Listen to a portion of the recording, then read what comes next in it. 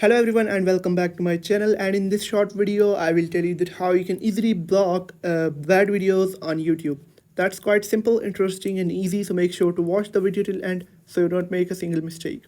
I'm on my iPhone. You can follow the exact same steps if you're on an Android.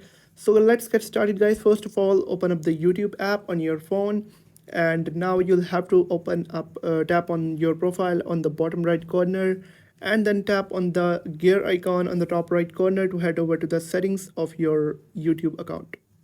Now once you're on this page, you'll have to tap on general, uh, and you will be taken to a new page, and right here you will be able to find an option of restricted mode, and you will have to toggle this on, and it says this help to hide potentially mature videos, and no filter is 100% accurate, but this setting only applies to the site on this device.